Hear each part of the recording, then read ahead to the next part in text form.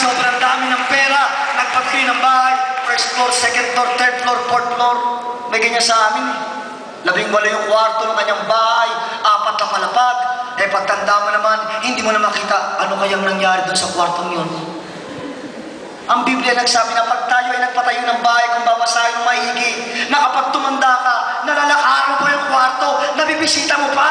Yan ang sinabi ng Bible. Kung kayo ay wise at umuunawa ng salita ng Diyos. Everybody say amen. Kaya kung kayo ay yumaman at magpapagawa kayo sa mga arkitekto ng bahay, ang Biblia nagsabi na kung gustong makita yung bahay mo, yung kwarto nun, hanggang pagtanda, huwag kang magpatayo ng 5 palapag. The Bible says, paglingkuran mo ang Diyos hanggat hindi ka patakot, umakyat sa hagdanan.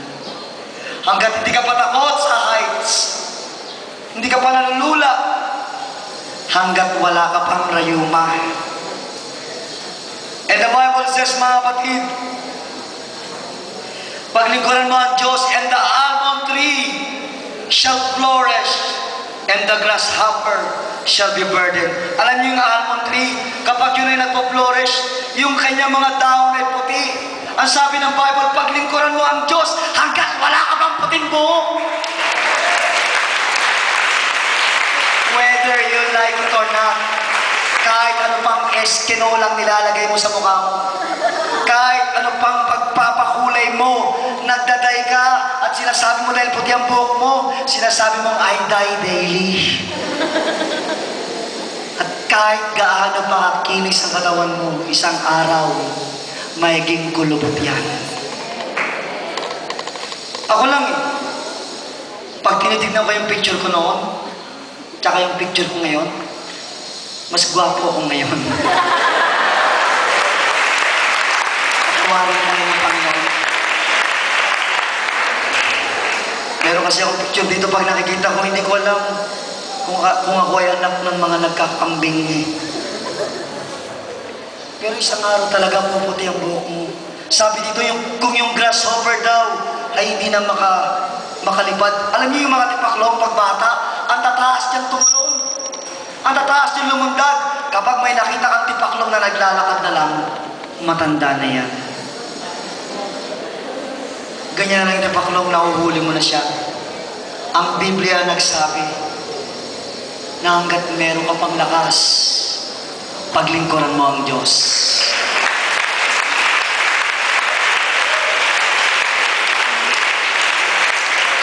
And the Bible says like this. I like this last na babasahin natin.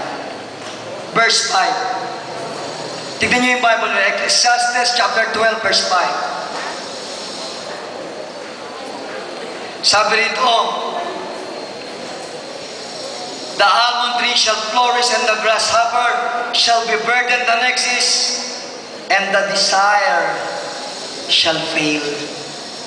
Alam nyo, sa Tagalog niyan, malipasan ka ng pagnanasa sa pagsiping sa iyong mahal sa buhay. Taas ng kamay rito mga babaero. Ang babait, grabe. Mabait pastoro ng ating mga kabataan. Siyempre, kahit naman ako kung babaero ko, hindi ako magtataas eh.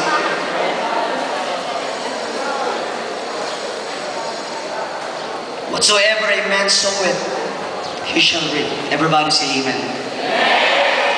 Kala mo hindi ka umaani niyan? Ano mo lang yung tinanim buhay ang salita ng Diyos, aanihin. Kung marami kang babaeng, sa totoo lang, di ba? Ano ang pinakamalakas na bagyo dumating sa Pilipinas? Alam niyo na yun, di ba? Ang pangalan ng pinakamalakas na bagyo dumating sa Pilipinas, alam niyo kung ano? Tukso. Marami siyang winasak na tahanan. Marami siyang matang pinaluha. At marami siyang pusong sinugatan. Kaya sabi ng mga pag-asa o tukso, layuan mo ko.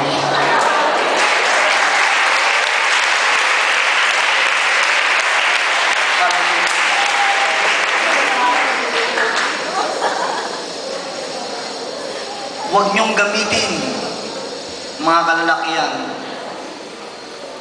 ang inyong kagandahang lalaki sa kasamaan. Sabi ng Bible, paglingkuran mo ang Diyos hanggat hindi ka pa nililipasan ng pagnanasa sa pagsiping sa iyong mahal. Hindi mga minamahal. Kala mo hindi ka aanin yan? Buhay ang Diyos. Pag nagkaanak ka, ganyan din gagawin sa anak mo. Kaya yung mga playboy na tatay, makinig kayong maigi mga playboy na tatay, yung mga anak nila, grabe nila pinaghipitan. Hindi man lang madapuan ng langaw sa mga lalaki. Ano naman kaya? Pero sila noon, parang elepante kung dumawapo. Nakukuha nyo? Lahat ng bagay sa mundong ito lilipas yan. The Bible says, the earth passeth and the lust thereof. Yung lupa daw ito ay mawawala at yung pagnanasa sa lupang ito. But I like what the word of the Lord says.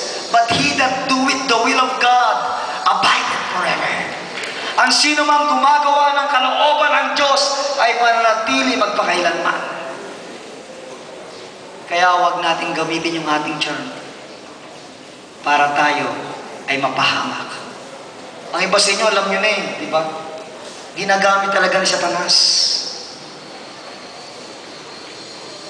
ang mga maganda at ang mga guwapo para mahulog sa tukso ang lahat ng mga pastor, lahat ng mga lalaki at sa mga babae naman ganun din. Pero may good news ako sa mga pangit. Ginagamit din kayo ng demonyo para ma-heart attack. Para may stroke.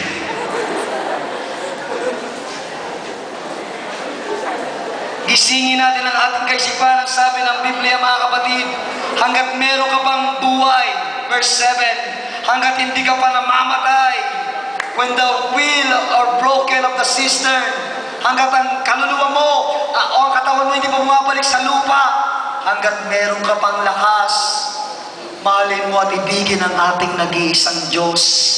Everybody say, praise the Lord. That's why the wisest man that ever lived in the Bible, alam niyo bakit matalino si Solomon? I forgot kung anong chapter yun sa Chronicles, na kahit ang mga hayop sa lupa at hayop sa dagat ay kanyang nakakausap. Kaya I perceive with all my heart that Solomon is the wisest man that ever lived. Kailan siya naging bobo? Nung nagkaroon siya ng 700 kabit at 300 asawa. Grabe no? 700 kabit, 300 asawa. Eh yung iba sa inyo, 3 lang, hirap nyo nang i-handle eh. Iba-iba na SIM card nyo, iba-iba na cellphone nyo. Di po ba? Ito siguro kung may cellphone na noon, 700 siguro ang SIM card ni Solomon. Para just try to imagine 365 days ba tayo meron sa isang taon hanggang 366. Doon pa lang kulang ka na isang araw sa iyong minamahal. Kaya siya napahamak. Kaya itong kanyang conclusion na sabi niya, let us hear the conclusion of the whole matter, sabi ni Solomon. Fear God and His good evil. Katakutan mo raw ang Panginoon. Paglingkuran mo ang Diyos. For this is the whole duty of man. For God shall bring every work into judgment with every secret thing, whether it is good or whether it is evil. Let us serve the Lord sa ating pag-iisip. I-renew natin yung ating isip na hanggat bata pa ako, mamahalin ko at paglilingkuran ng Diyos.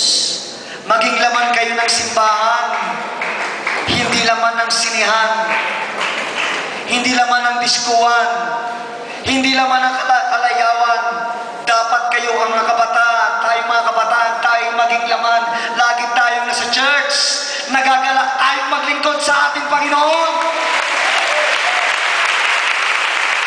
Alam nyo, sabi ni Pablo,